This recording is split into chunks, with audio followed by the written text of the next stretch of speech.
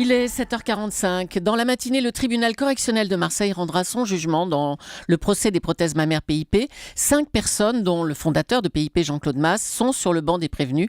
Thomas Soto, vous recevez ce matin Joël Manighetti, qui est victime de ces prothèses, pour l'interview vérité d'Europe 1. Bonjour Joël Manighetti. Oui, bonjour Thomas Soto. En juillet 2009, vous avez été opéré d'un cancer du sein. Quelques semaines plus tard, on vous a posé une prothèse PIP. Racontez-nous ce qui s'est passé par la suite. Eh bien, en novembre 2009, on m'a enlevé le sein suite à ce cancer. On m'a remplacé le sein par une prothèse PIP lors de la même intervention. Et j'étais très satisfaite quand je me suis réveillée, évidemment, parce qu'une ablation de sein, c'est très, très mutilant et très difficile à vivre.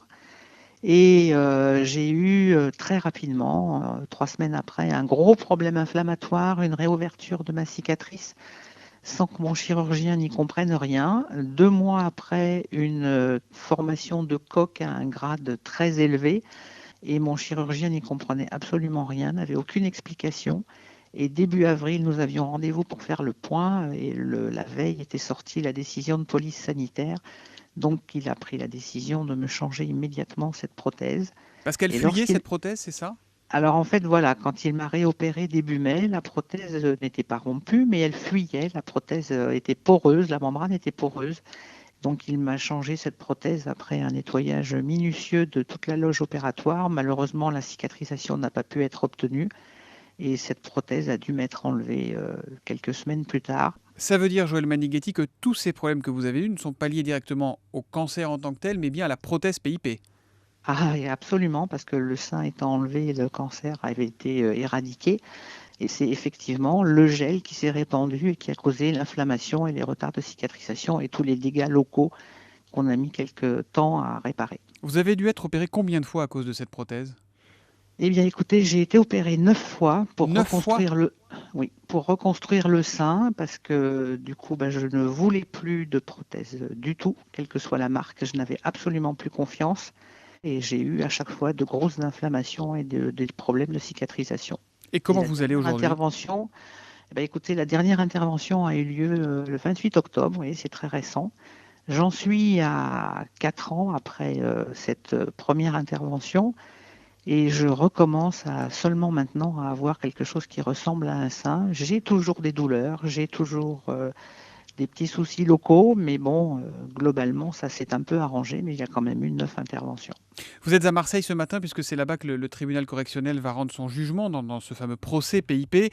Lors des audiences au printemps dernier, le procureur avait notamment requis une peine de 4 ans de prison ferme et 100 000 € d'amende contre Jean-Claude Masse, le patron de cette entreprise, pour tromperie aggravée et escroquerie.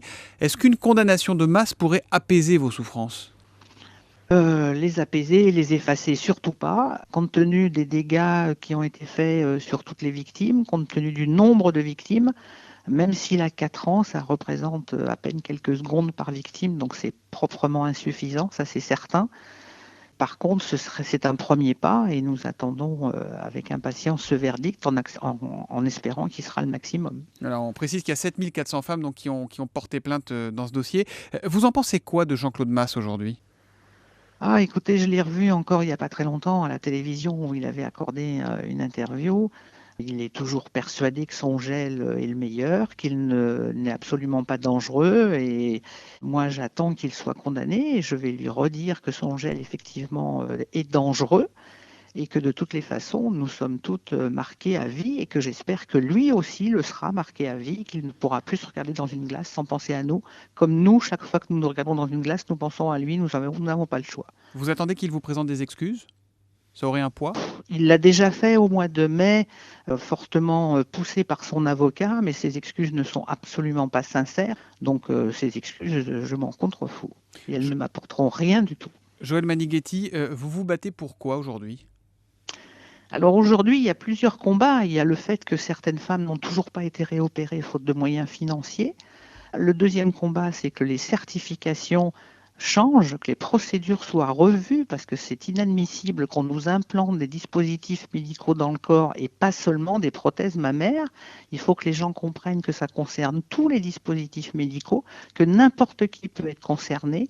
Ça concerne des prothèses de hanche, des prothèses de genoux, des pacemakers, des pompes à insuline, des stents, enfin n'importe quoi, ce que n'importe quelle personne peut avoir un jour dans son corps, et qu'on nous implante ça sans aucune garantie de sécurité, puisqu'il n'y a aucun contrôle sur pièce. Et le troisième combat, c'est qu'on ait une enquête de suivi médical pour toutes les femmes qui ont porté ces prothèses. Actuellement, il y a des expertises qui sont en cours. On ne peut pas nous dire ce qui va nous arriver dans l'avenir. Personne, absolument personne ne peut nous dire que ce gel n'est pas dangereux, puisqu'on ne sait pas ce qu'il peut provoquer dans l'organisme dans les années à venir. Donc il faut absolument qu'on soit suivi par rapport à des femmes qui n'ont pas eu de prothèse du tout ou des prothèses d'autres marques, pour qu'on puisse comparer, si nous développons des pathologies diverses, qu'on puisse les rapporter dans le prochain procès pour blessure et homicide involontaire et qu'on puisse défendre nos droits. Est-ce que vous en voulez au pouvoir public ? Est-ce que vous pensez que les autorités de santé ont fait le nécessaire dans ce dossier ? Non, non, pas du tout, parce que tout le monde sait maintenant qu'il y a eu des alertes à l'étranger, qu'il y a eu des alertes chez nous de la part de certains chirurgiens et que les autorités sanitaires ont mis trop de temps à écouter et à réagir.